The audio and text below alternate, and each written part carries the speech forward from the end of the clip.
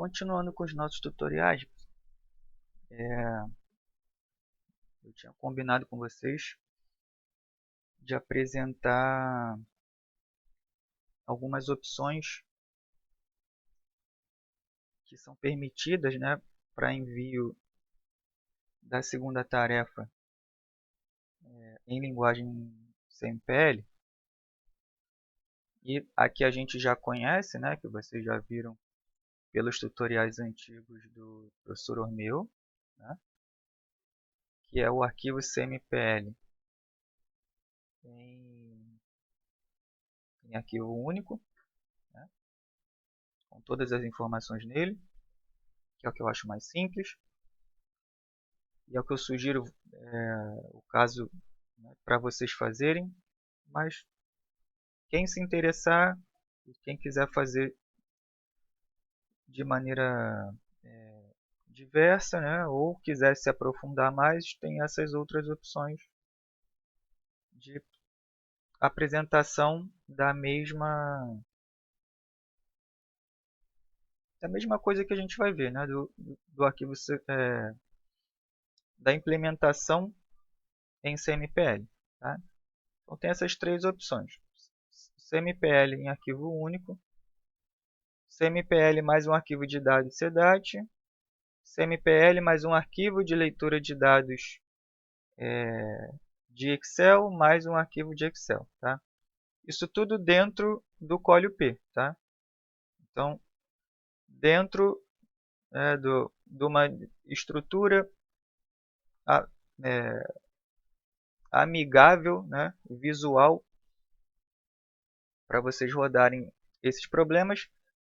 E lembrando também que ainda existe a possibilidade de rodar, né, esse mesmo CMPL em Python e em Java, mas que por enquanto, né, ou pelo menos esse semestre ainda, eu vou omitir essa parte. Se for interessante, eu faço um próximo vídeo de como executar ele em Python e em Java também. Tá? Mas por hora vamos ficar só dentro do programa que a gente coloca para vocês baixarem. Né? Aí vamos dar uma olhadinha em como a gente consegue fazer isso no programa. Tá? Vocês já viram lá na videoaula do professor Ormeu como baixar, né, como que o software funciona. Aqui eu vou trazer, né, alguns alertas a respeito da tarefa, né, do formato da entrega dela. E eu já vou direto para um exemplo prático. Tá? Então, considerações a respeito da entrega da segunda tarefa. Tá? Ela deve ser feita em linguagem CMPL. Tá? Não pode usar outra. A gente vai considerar na avaliação se vocês entenderam a implementação nessa linguagem, tá? E não em outra qualquer. Tá? O software, vocês viram que o ColioP ele pode ser usado, né, como facilitador, né, para isso, para implementar nessa linguagem, mas que também vocês não necessariamente precisam baixar o programa, porque dentro do Python e do Java você consegue baixar essa mesma biblioteca CMPL. Então você vai usar, né, a tua linguagem nativa, caso você tenha afinidade em Python e em Java, mas de toda forma vai ser necessário dar uma lida na sintaxe do CMPL, porque vocês vão precisar usar métodos e atributos desse pacote CMPL dentro dessas linguagens, tá? Dentro do Java e dentro do Python. Mas para facilitar as coisas, né, é mais simples. Baixar o ColioP e utilizar a sintaxe do CMPL. Tá? E, além disso, né, a implementação tem que ser na versão geral, tá? Na versão generalizada. E são aceitos, vamos lá. O que eu recomendo fortemente, né, o único arquivo CMPL com os dados do problema já na forma que o CMPL entende input de dados, que a gente vai ver aqui e que vocês também já viram no tutorial do professor Romeu, e a generalização no mesmo arquivo. Então é isso que a gente recomenda. Mas tem outras duas opções. Um arquivo CMPL só com a generalização, então de fato um arquivo geral, né, que aponta para um arquivo de dados em texto. Tá? Então, o CMPL com a generalização e um arquivo de dados em que esse arquivo CMPL aponta. Né? Então, ele fica de fato separado, né? A generalização num arquivo e os dados no outro. E uma terceira forma ainda, né, com a generalização no arquivo CMPL, um arquivo XDAT, né, para fazer a leitura de dados de um Excel e um arquivo em Excel no formato XLSX. Tá? Para quem tem mais afinidade em trabalhar com Excel. Tá? Ele também tem essa possibilidade. Então, quem quiser, né, organizar os dados no arquivo de Excel e tiver uma afinidade maior, né, conseguir usar mais ferramentas do Excel, até para depois conseguir construir alguma coisa visual, né, para que fique mais simples para entender, para um problema mais complexo, ele também tem essa compatibilidade. Então você vai organizar o teu conjunto de dados num arquivo de Excel,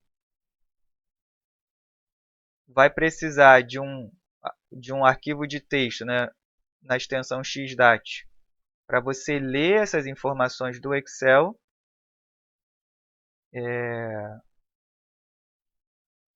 e no arquivo CMPL apontar para esse leitor de dados do Excel. Então, o ColhoP vai fazer a integração com esse leitor de texto, né? Tanto o CDAT quanto o XDAT. Né? É a forma como ele consegue ler e a gente precisa usar a sintaxe de cada um. Né? Então, apesar né, do caso você ter alguma familiaridade com arquivos em Excel, você vai precisar saber o mínimo da leitura desse arquivo XDAT para que o ColhoP e o CMPL conversem com eles. Tá? Então, é um pouquinho mais trabalhoso, mas não é tão difícil quanto vocês pensam. Tá? Então, vamos lá. Um segundo exemplo, além do tutorial do professor Ormeu, eu peguei o exemplo do próprio manual do CMPL. Tá? Que é esse probleminha simples de transporte. Então está na seção 2.4.1.6, com esse mesmo nome, problema de transporte, e tem essa configuração que é simples. Então eu tenho 3 plantas, 4 centros, tenho conexões, né, tenho ligações entre plantas e centros, tenho um conjunto de oferta, né, de ofertas dessas plantas, de envio de alguma natureza, né, de algum produto aqui, e centros, que são no caso demandas, né, que eu preciso absorver esse envio desses produtos das plantas. Então, eu tenho ofertas de 5.000 no ponto 1, 6.000 no ponto 2 e 2.500 no ponto 3. E tenho demandas, né, que absorvem essas ofertas nos centros, do ponto 1, 6.000, ponto 2, 4.000, ponto 3, 2.000, ponto 4, 1.500. E os custos associados ao envio de cada planta para cada centro. Né? Então, 3, de 1 para 1, 2, de 1 para 2, 7, de 1 para 3, e assim vai. Né? Para ter uma leitura um pouco mais profunda, é só consultar lá esse manual. A figurinha já vai dar o suporte que a gente precisa para montar. Tá? Então, a primeira etapa, né, é escrever a formulação geral para a gente poder levar para implementação no Colho P, né, com sintaxe do CMPL. Né? Então, o que a gente faz? Se a gente tem plantas e centros, os conjuntos que a gente vai definir são conjunto de plantas e conjunto de centros. Né? Aqui, na forma geral, a gente não define a priori as quantidades, né? Mas a gente vai precisar fazer alguns ajustes se a gente estiver tratando de um problema 100% na formulação geral, ou metade na geral e metade na aberta, né? A depender do formato que a gente selecionou. Mas a priori a gente escreve na forma geral para ter uma guia para implementação. Né? Então eu tenho N plantas M centros, né? Com esses parâmetros. Né? Os parâmetros OI de oferta em unidades da planta I, são as plantas do lado, são os vértices do lado esquerdo, e as demandas, os vértices do lado direito. Né? Então, demandas em unidades de um centro J. Tudo indexado, porque a gente vai precisar fazer isso lá. Né? Indexado e apontando para o conjunto que a gente vai chamar. E outro parâmetro, o parâmetro de custo de envio, que aqui também tem esses valorizinhos. Né? Então, CIJ, custo de envio em unidade da planta I para o centro J, apontando para os conjuntos deles. Variáveis, né? X e J, onde eu tenho o número de unidades enviadas da planta I para o centro J. E só tenho essa variável. A FO é uma FO de minimização do custo de transporte, né? Do custo de envio, associado pelo parâmetro CIJ. Então, minimizar esse custo total. Né? Então, a soma de cada custo, o somatório desse somar produto, né? De um produto 1 a 1 aqui, né?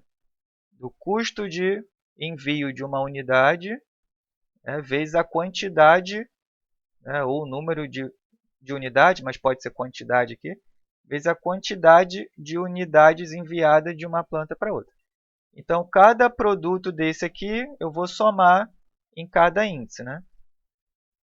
E a ideia é minimizar esse custo total. Além disso, as restrições que a gente tem. Então, as restrições de oferta, né? A quantidade disponível que eu tenho para enviar, né? De cada planta. Então, para cada planta, o somatório das quantidades enviadas, né? Em J,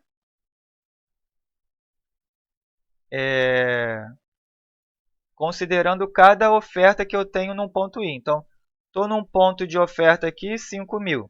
Aí eu olho para todo mundo que ele aponta as setas, significa que ele pode enviar quantidades, né, de produtos para esses pontos de demanda, para esses centros. Então, travado em cada vértice, eu somo, travado em cada vértice I, né? Eu somo em cada vértice J. Então, somatório de X e J, somando em J para cada ponto de oferta. E o contrário também. Olha, eu tenho demanda e essas demandas precisam ser atendidas segundo os pontos de oferta que eu tenho. Então, aí é o lado contrário. Eu travo nos vértices à direita. Né? Aí, por exemplo, vértice 1, eu preciso de um consumo de 6.000. Então, esse consumo vai vir dos vértices da esquerda. Então, pode vir do ponto de oferta 1, ponto de oferta 2, ponto de oferta 3. Então, eu vou somar em I e vou travar as restrições em J. Então, para cada J, para cada demanda, eu atendo essas restrições. E a declaração de variáveis que o enunciado definiu como inteiras. Tá? Então, poderia ser o envio de alguma quantidade não fracionária, né? Mas depois lá na solução dele ele coloca simplesmente como não negativo. Mas vocês vão ver que a estrutura desse problema permite fazer uma coisa ou outra quando a gente vê a parte de PPIs totalmente unimodulares. Tá? Mas a priori não interfere para a gente tratar como inteiro ou não aqui. Tá? Ele definiu lá, eu segui a mesma notação que ele definiu e a gente vai implementar assim, como inteiro não negativo. Né? Então, zão mais. Né? Então, do zero para qualquer valor positivo. Né? 0, 1, 2, até mais infinito. Aí a gente agora vai entrar na implementação. E eu já trouxe para vocês aqui, né, no slide como que ele vai ficar. E depois eu vou abrir o programa para a gente rodar junto. Então, a conversão, né, da formulação geral para a implementação em CMPL, ele tem alguns ajustes que eu gravei lá na aula de erros comuns.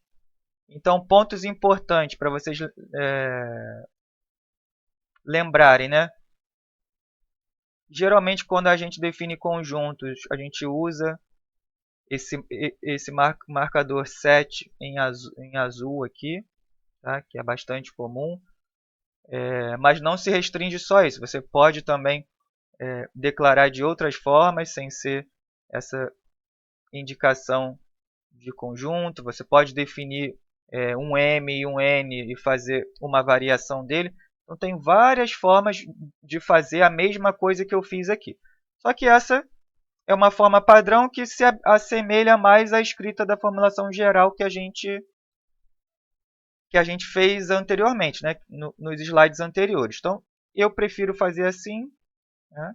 Eu aprendi a fazer assim, acho que fica visualmente mais organizado. Mas tem diversas formas de fazer essa mesma coisa. Então, eu vou pular essa primeira parte do resolvedor e eu explico depois, porque é um detalhe técnico. Vamos para a formulação. Né? Então, olha, aqui é um arquivo único CMPL. Então, eu vou precisar escrever em conjunto a generalização e apontar os dados também. Né? Então, a diferença é, cada elemento que eu defini lá, que não tinham valores ou as indicações de uma cardinalidade dos conjuntos, aqui eu vou fazer. Então, olha, conjuntos. Conjunto I era o conjunto de plantas que eu defini lá, mas antes eu dizia que é de 1 até N. Né? Aqui eu não vou dizer que é de 1 até N porque eu quero implementar na versão geral e já ter uma resposta. Então, para ter uma resposta, eu preciso apontar os valores que eles variam. Né? Então, aqui eu vou colocar com uma leve variação, olha, uma leve variação da generalização. Né? Aqui não era de 1 até N. Então, aqui, como eu preciso apontar o conjunto de dados para ele me dar uma resposta da instância que eu estou tratando, eu preciso dizer que valores são esses. Tá? Então, aqui eu estou dizendo, olha, o N que eu defini lá vale 3. O M que eu defini lá vale 4. Né? E os parâmetros também. Lá eu defini só de maneira textual, que o texto está aqui, mas eu também aponto para os valores. Então, a única diferença da generalização que a gente fez é nessa parte do bloco par de parâmetros. Tá? Então, aqui eu vou dizer, de fato, que existem valores para os conjuntos e parâmetros que eu defini. Tá? Essa é a única diferença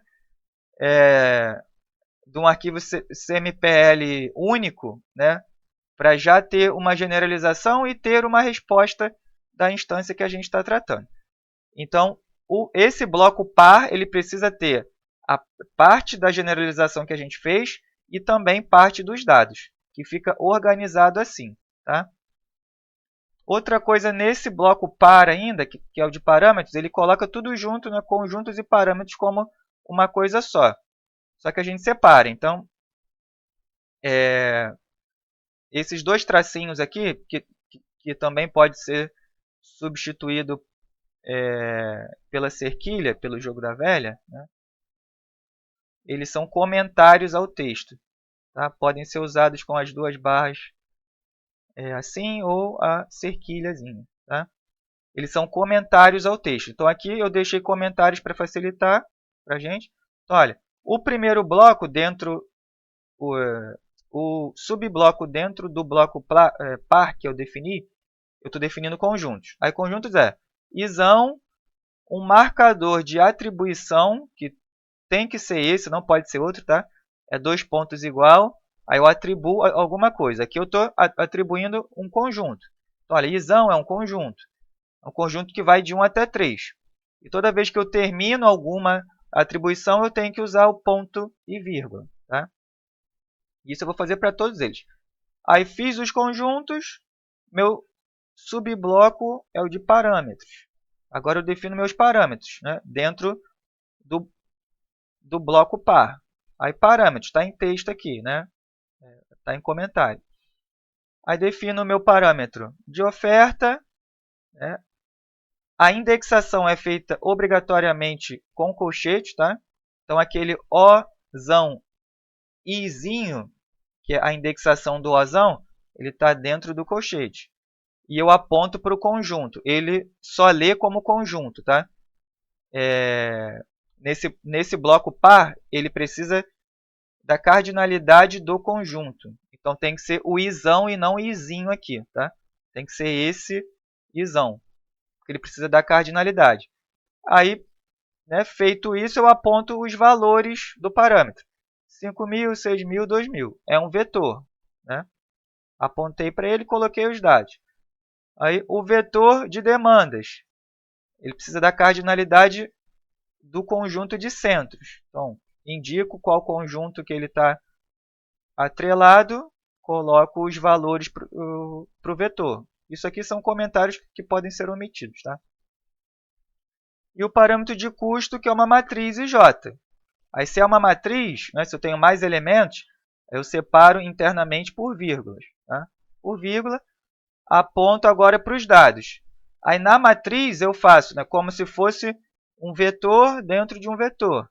Então, as linhas e as colunas vão ser separados por vírgulas. Né? Internamente separado por vírgula aqui, o do primeiro bloco. Né? Aí eu separo por vírgulas, estou pulando. Aqui eu estou pulando linha, né? Deixa eu ver aqui, 3, 2, 7, 6. Eu estou pulando para o próximo i. Então, coluna, coluna, coluna, coluna. Né? Fiz uma linha completa. Aí eu dou a vírgula aqui, estou pulando linha. Estou indo para a próxima linha, para o próximo i. Aí coluna, coluna, coluna, pulo linha e assim vou fazendo linha a linha, coluna a coluna. Tá? Aí termino com parênteses, ponto e vírgula, concluir essa atribuição. Aí eu vou para os próximos blocos, que aí esses são obrigatoriamente generalizados, na forma que a gente pede para vocês. Tá? Aí a gente definiu a variável x e j, a gente também precisa aqui da cardinalidade, tá? Do conjunto, então o conjuntão aqui, izão, jzão, e aponto para a declaração de variáveis dele, que a gente definiu como inteiro. Tá? Aqui ainda daria para colocar inteiro não negativo. Tá? Deixa eu editar para vocês aqui que ficou faltando. Mas também daria para fazer assim. Ó. Apesar dele já considerar que as nossas variáveis são são não negativas, tá? Essa parte aqui não fica em azul, não. Deixa eu trocar para o preto. Então, é comum fazer assim também, que a gente já faz a declaração de variáveis de uma vez. Então, inteiro maior que zero. Aí já fica tudo aqui. Já fica qual variável é, o que ela faz e a declaração dela. Então, fica tudo junto numa linha. Não precisa daquela terceira restrição, daquele terceiro grupo de restrições, desse aqui, né? Porque ele já está totalmente embutido nessa linha. Aí depois, a função objetivo, né? Aí eu faço um somatório, aí tem que se atentar, né, para a estrutura de somatório, que é feita nesses blocos com chaves.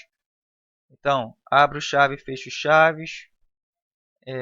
Indico onde que o somatório varia, né? Olha, eu tenho somatório no índice I, no índice J, e esses somatórios estão atrelados a esses conjuntos. Aí agora sim, eu coloco o índice e atrelo ao conjunto, igual a gente fez lá na formulação textual, né? E digo qual função matemática definida por ela, né? Que é o CIJ vezes o x e j. Fecho a chave, eu estou fechando a estrutura do somatório e aponto para a direção de otimização, né? Pode ser min ou max. E o apontar é assim mesmo, tá? É traço, sinal de maior, tá? Traço, sinal de maior. É assim que ele entende a atribuição da direção de otimização. Tem que ser com esses elementos. Terminei no min, ponto e vírgula, né? Encerrei a estrutura da função objetivo. Aí eu vou para as restrições. Aí nas restrições a gente tem uma declaração textual aqui, né, do que esse grupo faz, né? Mas esse texto ele é meramente ilustrativo, tá? Podia ter nada aqui, ou ter uma R1, R2. Eu só botei os nomes para facilitar, né? Que restrições são essas. E a estrutura das restrições são fixas também. Eu abro um bloco, que é em chaves, né? Então, abri chave, fechei chaves, a gente está dentro do bloco dessa restrição. E dentro dessa restrição, a restrição varia em I, que é o que eu defini aqui. A de oferta varia em I. A restrição varia em I, por causa do Ozão I. Então, a restrição varia em I e pertence a I. O I está I está nesse conjunto Izão, né? Mas o termo matemático é I pertence a Izão. Aqui. Aí eu digo, né, já disse onde que o grupo de restrições varia. Aí eu vou para a função que define essa restrição, que é essa daqui, esse lado esquerdo aqui. Somatório de x e j igual a OI. Aí dei os dois pontos para indicar que agora eu estou na função que define a restrição. A função é um somatório igual a alguma coisa. Aí, se é um somatório, abre a estrutura de somatório e fecho ela, onde ela começa e onde ela termina, somatório em x e j. Com o somatório variando no índice jzinho, né? Então, é um x e j com somatório variando em j. Eu indico a qual conjunto j está atrelado, indico a função dele, que é o x e j, fecho a soma e continuo, igual a Ozão de I, né? Agora sim, o Izinho ele é um índice, porque a gente tem os elementos de fato dentro do conjunto Izão. Então aqui a gente está substituindo o conjunto pela indexação. Aqui são de fato os valores em minúsculos, Izinho e Jzinho, tá? Nas restrições e na FO também aqui. E a outra restrição são as de demanda. Então, as de demanda variam em J, né? As restrições de demanda variam em J. Eu começo Jzinho pertence a Jzão. Aí dou os dois pontos para indicar que agora eu vou para a equação que define essa restrição, que é um somatório de x e j variando em I, igual a um DJ. Aí coloco aqui, o somatório varia em I, Izinho pertence a Izão, o somatório desses x e j. Né? Repare que eu tenho os dois pontos também para indicar a mudança dos elementos dentro de cada bloco. Né? Fechei o bloco, igual a Dzão, Jzinho. Terminei a equação ponto e vírgula, fecho o bloco de restrição. Em algumas versões ele vai aceitar esse ponto e vírgula dentro do bloco, em outras versões ele aceita fora do bloco. Tá? Aí é só testar, mas não interfere muito não. Então essa é a lógica de implementação no arquivo único, que o professor Ormeu também fez com vocês. Mas aí eu dei uma revisada aqui, só para reforçar. E outro ponto é a questão do resolvedor. Né? Qual resolvedor que a gente vai usar?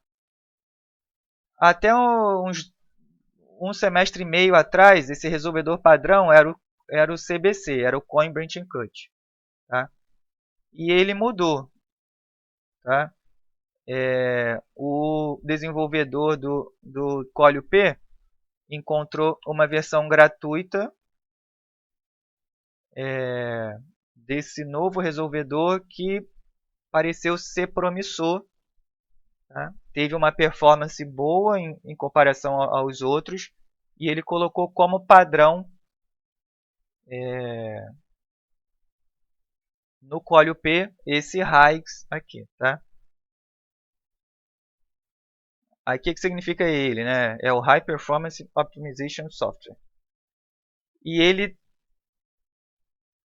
ele tem algumas aplicações. Aí eu dei uma lida na documentação. Eu tinha falado com vocês que eu tinha visto que ele usava um algoritmo de pontos interiores, né? Porque eu cheguei a resolver algum problema que ele usava uma lógica primal dual, mas ele não se limita só a isso. Tá? Então, a gente não vai precisar ver isso no curso, porque ele não está usando. Tá? Ele, de fato, separa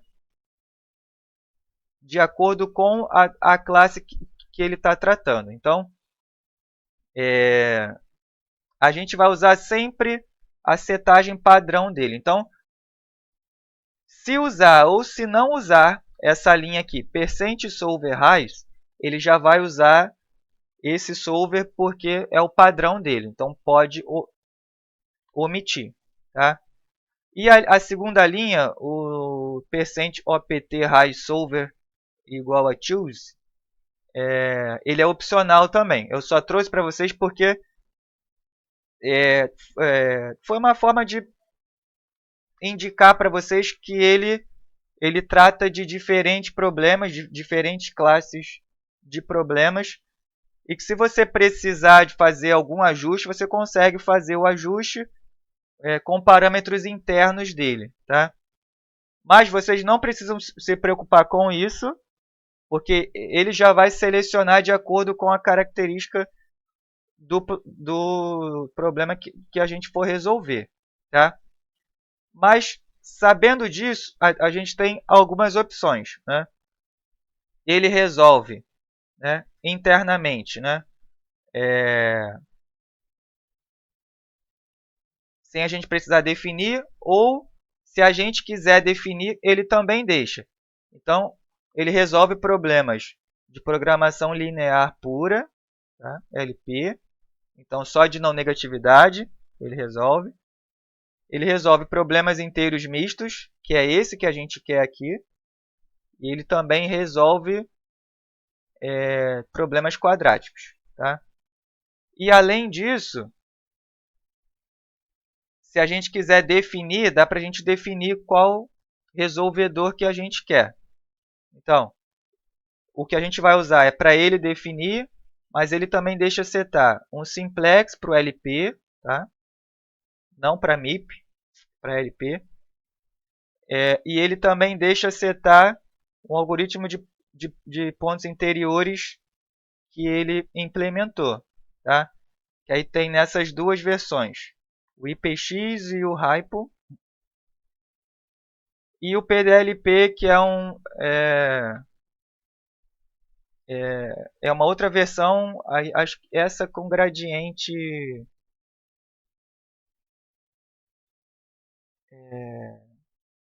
por algum método de gradiente reduzido. Eu não lembro qual o nome completo. Mas essa versão aqui só em programação paralela, né? Só com GPU. A gente não consegue rodar ele em CPU. Tá? Então, para a gente, né, para que não haja erros, não pode usar nenhum dos outros. Tem que ser o choose, porque ele não deixa definir diretamente para resolver um MIP. Né? Então, quando ele define, ele vai ver que a estrutura dos nossos problemas se adequam melhor a problemas para serem resolvidos pelo método branching bound ou pelo branching cut, que muito provavelmente ele usa algum pré-processamento para isso, ou plano de corte para melhorar esse branching bound. Então, a gente pode omitir essas duas linhas, tá? Ou para aí, quem for trabalhar com alguma coisa específica, aí pode brincar com esses parâmetros internos dele. Se o teu problema for quadrático, você quiser fazer alterações, ou no teu simplex, se for um LP, você trocar as estratégias que ele usa uma série de combinações primais e duais que ele apresenta. Então tem essas opções, né? Fica só como enriquecimento para vocês. Mas pode omitir, ou se for usar, é esse parâmetro aqui que está setado para vocês. Tá? Aí a gente vai ver depois, muito rapidamente, né, colocando ele para resolver. Aí agora vamos para os mais complicados, né? Que é uma implementação de fato da generalização e uma leitura de um arquivo de dados fora desse CMPL. Então, olha, aí aqui agora eu estou nomeando um arquivo que é diferente daquele que eu chamei de transporte geral, onde eu tenho a generalização, eu tenho 100% generalizado no meu arquivo CMPL. Tá? Então, só lembrando, o resolvedor pode omitir, né? Então, eu vou reaproveitar aquele arquivo sem o bloco de parâmetros. Então, reaproveitei todo ele sem o bloco de parâmetros. Espera aí que travou aqui. Meu mouse travou. Então, reaproveitei essa parte todinha do outro arquivo. E a única coisa que eu vou precisar fazer de diferente é apontar para o arquivo que vai ler. Então, olha, eu preciso indicar no arquivo um %data com o arquivo que eu vou ler, o arquivo que contém os dados do problema. Tá?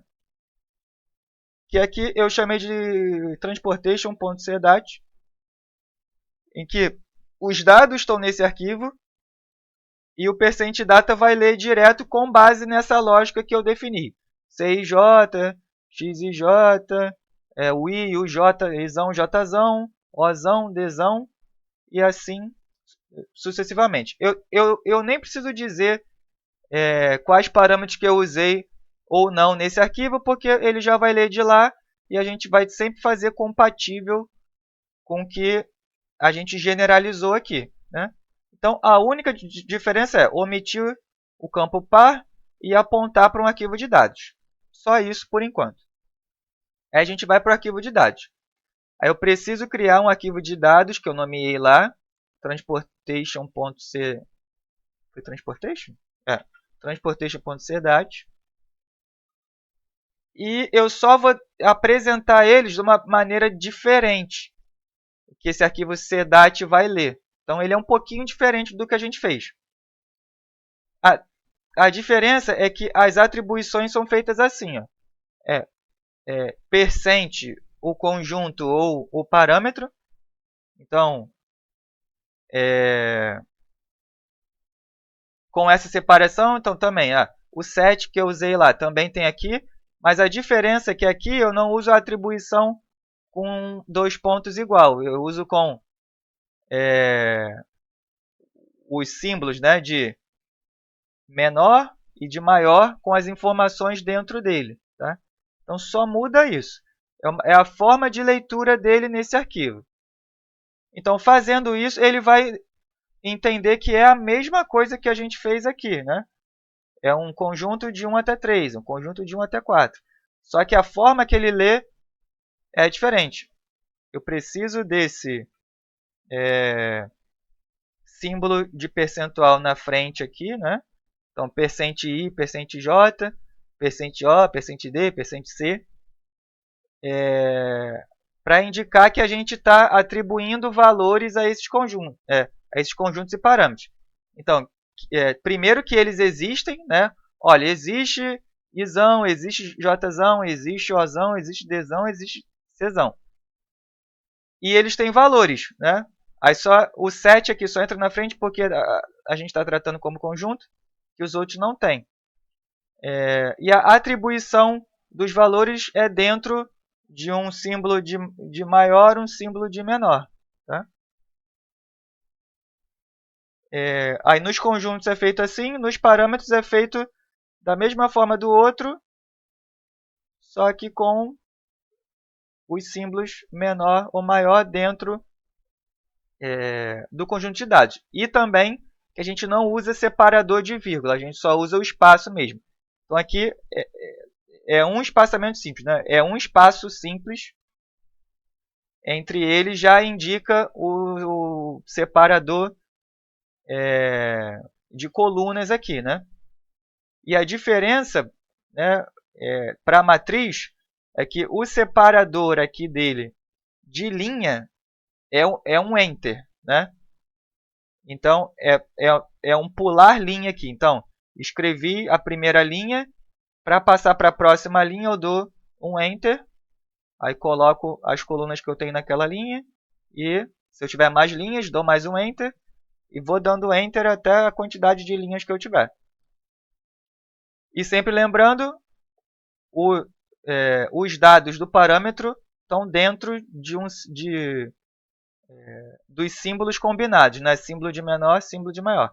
Começou símbolo de menor, terminou símbolo de maior. É só isso. É um arquivozinho de dados muito bobo, adicional, né? Só que aí eu fico de fato separado. Generalização no arquivo, dados em outro. Simples assim. Tá? E a gente também tem, para quem preferir usar um Excel da vida, também pode fazer com Excel. Então, mantém a generalização no arquivo CMPL, que aqui eu chamei de transporte geral Excel. Então, é uma generalização, mas que vai usar os dados do Excel. E a diferença é que o apontamento do leitor dos dados não é um %data, é um %xls_data. Tá? Então, aqui eu estou dizendo, olha, esse arquivo que você vai ler, ele é referente a uma leitura de um Excel. Eu uso o %xls_data. Quando você escrever, ele vai ficar verdinho lá. E eu aponto para o arquivo que vai ler os dados do Excel, que eu chamei de transportation.xdat. Tá? Ele vai ler o arquivo de dados externo para compor a formulação geral. E é só isso também, só essa linha. Aí apontei para o arquivo que vai ler. Aí eu tenho que escrever o arquivo que vai ler. Aí esse é um pouquinho mais complicado. Né? Olha, aí o arquivo xdat ele tem essa configuração. Ele precisa saber de onde é a fonte dos dados. Dentro dessa fonte, qual é o input de dados, onde que ele está organizado lá dentro. E a saída de dados que a gente for gerar do CMPL, onde que eu vou soltar eles, onde que eu vou cuspir essa saída de dados. Então, 3 estruturas. A fonte, então, @source, né? A entrada dos dados, input e saída de dados arroba output. Tá? Então, esses blocos precisam constar. E quando a gente escrever, eles vão ficar nesse violetazinho. Tá? Aí dentro de cada um. Então, dentro da fonte dos dados, eu tenho que apontar para o arquivo. Então, olha, a fonte que eu vou ler, onde que ele está? Né? Qual o caminho dele? Se o caminho, né, se o arquivo estiver junto, né, se ele estiver na mesma pasta que o teu CMPL, que o teu arquivo executável do ColeUP tiver, aí você pode botar só o nome dele, igual eu fiz aqui. Criei um arquivo Excel com o nome transporte Excel, né, XLSX, que é de onde eu vou ler os dados que eu já preparei lá. Então, esse arquivo Excel está dentro da mesma pasta que o executável do ColeUP está. Se não tiver, aí você tem que colocar por extenso o caminho para ele ler. Né? Que aí seria, por exemplo, né? Está na unidade C, por exemplo. Então, eu teria que apontar aqui C, dois pontos, aí colocar usuário fulano de tal, né? Aí tem que ver se é barra ou se é contra barra, mas eu acho que é contra barra. Acho que não é barra, não. Deixa eu apagar aqui. Aí contra barra, a pasta que ele está. Né? Vamos dizer que está na área de trabalho. Usuário fulano de tal, desktop. Né? Aí você aponta para ele, aí depois dá o nome do arquivo. Transporte, né? Transporte, bababá. Ponto XLSX. Tá? Então, e eu fecho depois, né? Então, se não tiver dentro do executável, eu tenho que colocar o endereço que ele está certinho, né? Tem que se atentar a isso. Aqui eu já coloquei junto para facilitar, para não ficar um texto muito grande. Mas cabe como ressalva aí, se ele estiver fora da pasta que o executável do ColeUP está, você tem que apontar para ele. E, além disso, né, %sheet, que é o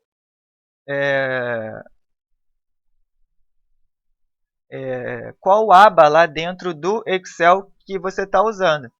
Que aí eu chamei lá de aba dados, ou planilha 1, ou aba 1, né? Mas é a worksheet que a gente vai usar. E ele é meio chatinho, ele pede para ser só uma mesmo. Eu já tentei colocar de abas diferentes, de worksheets distintas, ele não entende bem não, tá? Então, é melhor fazer tudo numa só. Então, se você quiser trabalhar melhor, você aponta para essa válida, deixa ele fazer as contas lá. E se você quiser fazer algum adendo, né? Ter um apoio visual, ilustrar ele de uma maneira diferente, aí você abre uma outra aba, faz as suas manipulações, mas puxando dessa aba dados. Tá? Que aí ele funciona direitinho. Tá?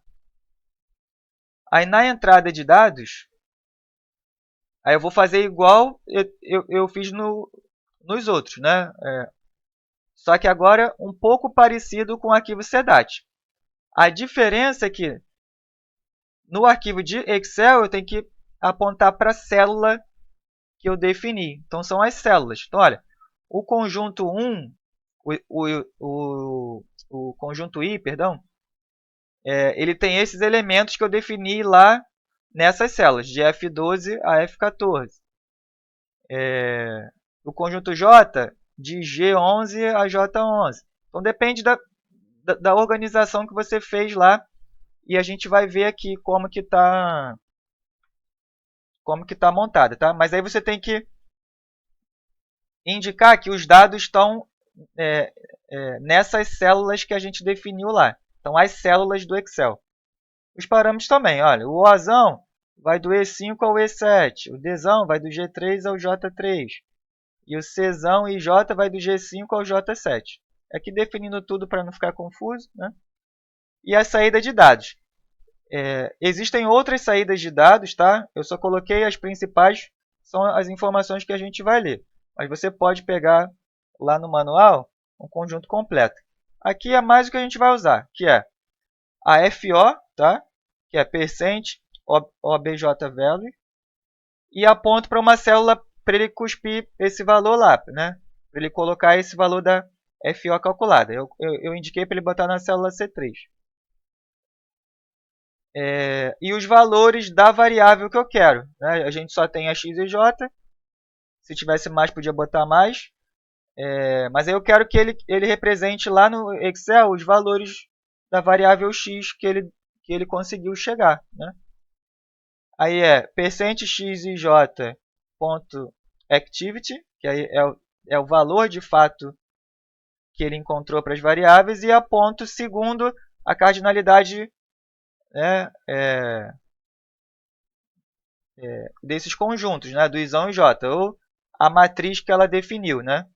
Se é uma matriz 3x3, uma matriz 4x4, a dimensão tem que ser compatível aqui.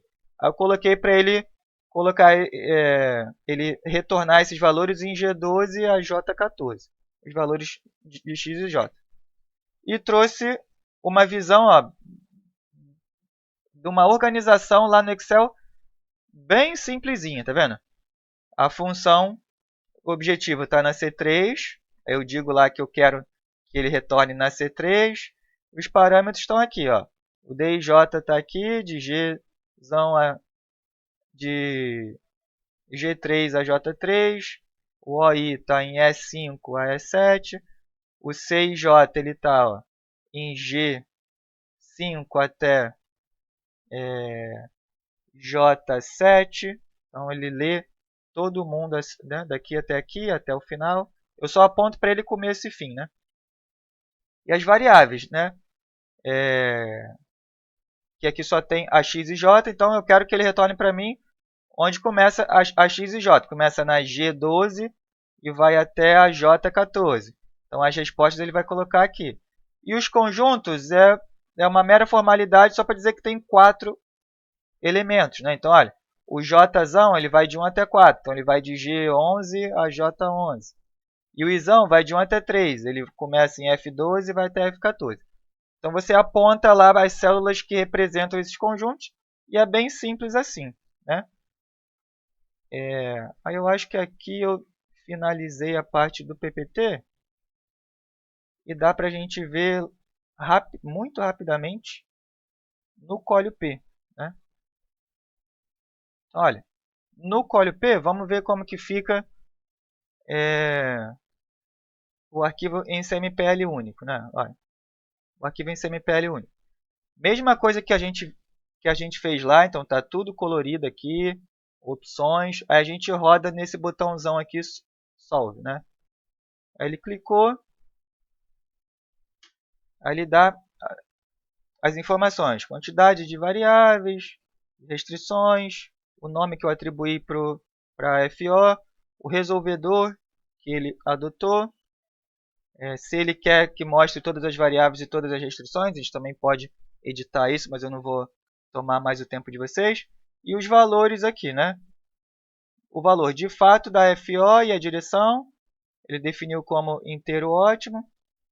E os valores da atividade, né? Das variáveis, os valores que ele encontrou para as nossas variáveis primeiro e para as restrições embaixo, que a gente costuma omitir, mas as variáveis que interessam para a gente. E uma aba que a gente às vezes omite é a de output, mas aqui dá para a gente ver que ele operou, né?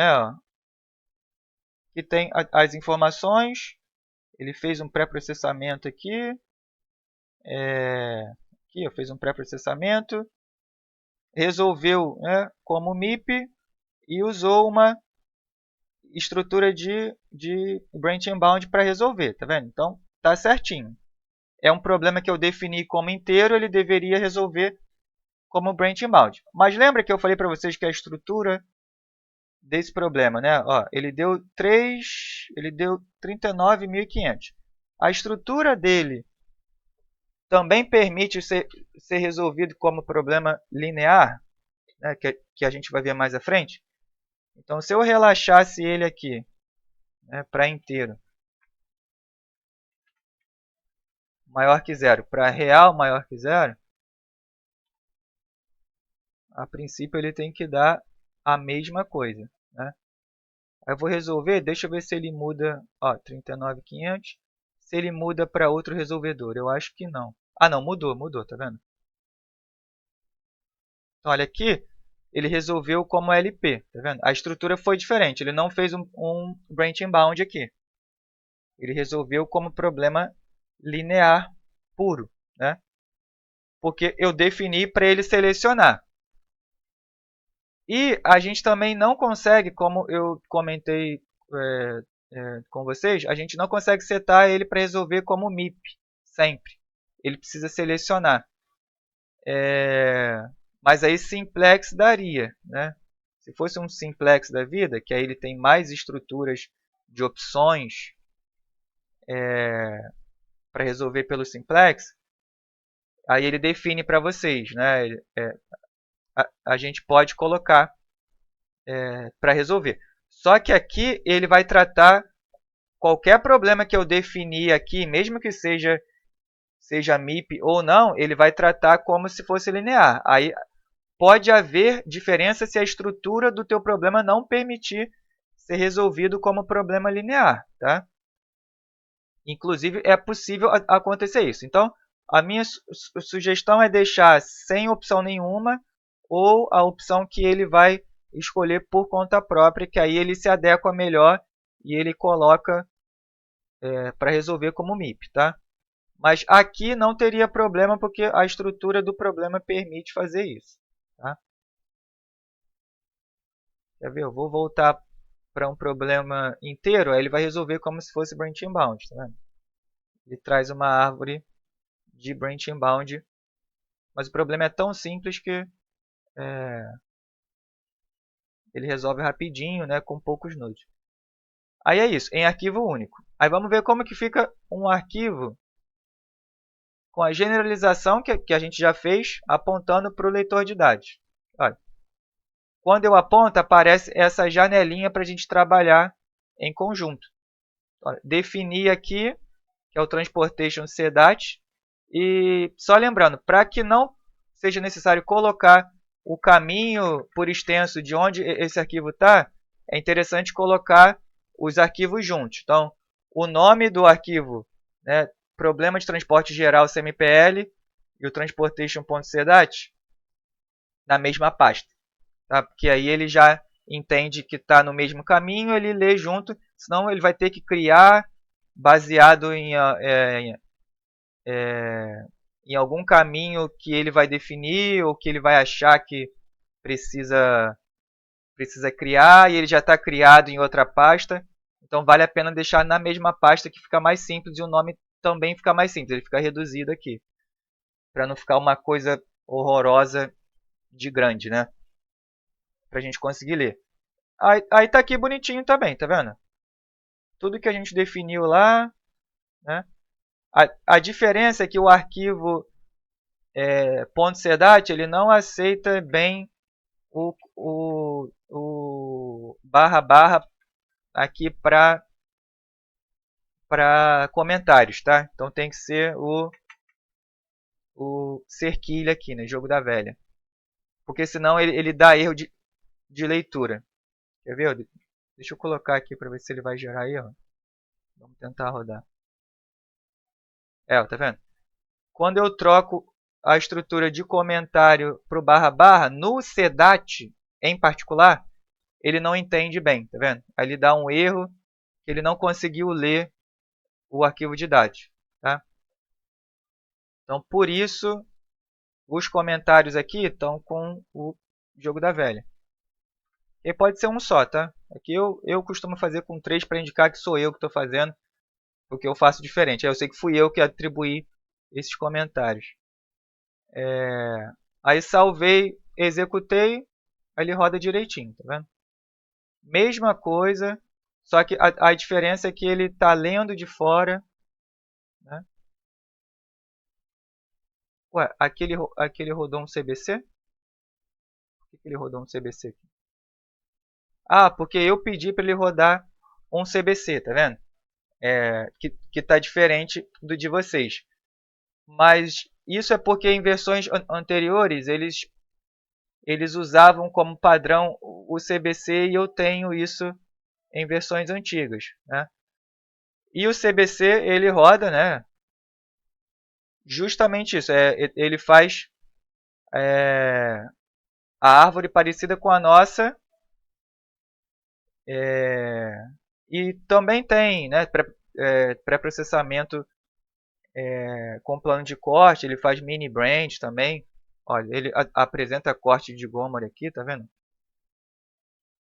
Ó, corte de Gomori também. Então ele faz bastante coisa que a gente vê no curso. Mas eles, eles substituíram, né, pelo RAIS e eu não vou exigir de vocês terem que baixar o CBC para botar dentro do Colio P.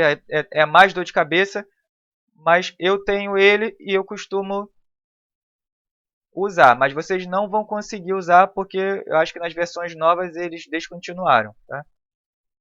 Mas aí é só deixar omitido aqui, ele vai resolver pelo RAIS, né? Ó, aí ele usa padrão, que é o dele, tá? Aí nada mudou, né? Nada mudou. O último é o Excel. Que aí agora a única diferença é que eu vou apontar para o arquivo xdat, que a gente já viu, né? O xdat vai ler os XLS que a gente já viu também. E agora a gente vai ver ele colocando as informações lá. Olha, vamos ver aqui. Estou com o arquivo Excel que eu abri. É esse arquivo lá, mesmo arquivo para vocês. E aqui está tudo zerado, tá vendo? Não tem nada. A gente não colocou função, não colocou nada. Ele vai retornar esses valores para a gente. Tá? Ó, tá tudo. E rodei, né? Mas a gente caiu num erro em que ele não conseguiu executar. Eu fiz essas edições, ele não conseguiu executar. Eu salvei agora, né? Fechei e abri de novo. Ele não conseguiu ler. Olha só. Deixa eu botar na tela para vocês. Ó, ele encontrou um erro aqui. Aí, dando uma olhadinha nos arquivos, né, como eu já fechei e abri o Excel, o erro não é no Excel. Aí, dando uma olhada no arquivo de leitura, apareceu esse símbolo aqui que eu provavelmente digitei, né, quando estava colocando essas informações a mais aqui. Não era para estar aqui. Então ele deu um erro nessa leitura por um símbolo que ele não esperava, né? Aí agora sim, vou executar. Vou executar e ele vai... agora ele conseguiu encontrar uma resposta. Então, escreveu, leu, escreveu, né?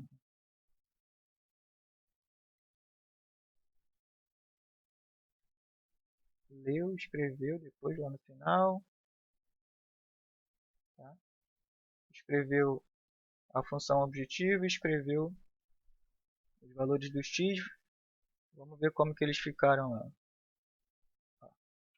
Aí ele preencheu aqui, tá vendo? Que antes estava tudo com zero ou tudo zerado, ele escreveu. Só tem que lembrar de salvar. Ou então não, que aí ele vai retornar ao valor anterior sem preenchimento, né? Ó, deixa eu abrir para vocês. Ele vai retornar a um valor de zeros, né? Aí agora eu posso colocar para rodar para vocês verem com a tela sendo alterada aí, tá vendo? Aí eu rodei e ele já alterou por cima. Então tá aí. Aí quem quiser trabalhar melhor, né, com Excel, se o teu conjunto de dados for grande, tiver como trabalhar uma forma de apresentação dessas respostas, aí tenta manter, né, a aba de dados aqui, que vai ser alimentada pelas respostas do solver, né, do resolvedor, e você trabalha numa apresentação dos dados em outras worksheets aqui, em que os dados provêm dessa aba dados válida aqui, né? Aí, oculta ela, se for o caso, para que não tenham alterações, e toda vez que você executar o teu resolvedor no ColioP, ele já registra direto nessa aba, e as outras abas que você tiver ativa puxando essas informações vão ser atualizadas diretamente, né? Então faz mais sentido. Mas para o caso de alguém que, né, vai fazer TCC e gosta de usar o Excel, é um conjunto de dados maior, aí quer trabalhar numa resposta visual melhor, pode usar o Excel também. Ou então, para quem, né, tem familiaridade com outras linguagens, né, você consegue resolver pelo Python, e no Python tem diversas bibliotecas para você fazer apresentações das respostas, né, que a gente vai ter em ilustrações bem mais desenvolvidas, né? Ele tem um arcabouço de bibliotecas visuais que ajudam bastante. Mas aí a gente não cobra isso de vocês, tá? É só um adendo às ferramentas que a gente tem. Então, para quem se interessar, né, fiquem sabendo que existem essas possibilidades para trabalhar nessa ferramenta que a gente colocou para vocês. E é isso, né? Qualquer dúvida é só falar comigo. E lembrando, a minha sugestão é ficar no arquivo único, tá? Apesar de eu ter colocado para vocês tudo bonitinho aqui, passo a passo, a minha sugestão para quem não quer perder muito tempo e quer focar em fazer mais exercícios que não esteja confortável, né? Não perder muito tempo nessa tarefa, a minha sugestão é o arquivo único. Fica tudo dentro dele aqui, dá conta da tarefa, mas tem que ser assim, tá? A única coisa que não pode acontecer é chegar nesse campo aqui. Até que nas variáveis vocês não costumam fazer, não. Mas chegar no campo da FO e das restrições e colocar os valores em aberto, né? Então, por exemplo, 1, 2... a FO, ao invés da soma aqui, você colocar 2x 1, por exemplo. Ficou horrível isso daqui. Deixa eu pegar minha canetinha. Estou fazendo pelo mouse. Aí na FO, ao invés de fazer a forma geral, coloca por extenso, né, na forma aberta. 2x11 mais 3x12. Né? Que aí, na verdade, não seria assim, mas eu não vou nem fazer para não estimular vocês a entrarem nesse formato, né? Mais 5, x13. Então, a gente não quer assim, tá? A gente quer a forma geral. Então, a forma geral implementada. A forma geral é essa daqui. E o principal são nesses campos, tá? OBJ e COM. Então, a gente quer a generalização. E isso é a generalização. Tá? E isso é a generalização. Então, a gente quer assim, tá? Para estimular vocês a escreverem problemas na forma geral. E é isso. Qualquer dúvida é só falar comigo. Pode ser pela sala de tutoria ou pode colocar comentário também aqui para quem quiser. Não tem problema. Podem ficar à vontade. E a gente encerra a parte dos vídeos de tutorial, vamos dizer assim, né, da AD2. Eu ainda tenho alguns de sessões anteriores que eu faço esses comentários, né, de erros comuns, vou deixar linkado para vocês aqui também, e lá na plataforma, mas esses 3 primeiros já dão conta, né, os tutoriais do professor Ormeu, esse que eu estou fazendo agora, e no máximo o de erros comuns lá, né, que aí eu dei uma passada aqui também, então já ajuda vocês. Mas quem quiser assistir a mais um vídeo instrucional, tem o de erros comuns também. Vou deixar linkado para vocês. E a gente se vê na próxima semana, dando continuidade às notas de aula, né? A aula 8, a parte de árvores. Então até semana que vem.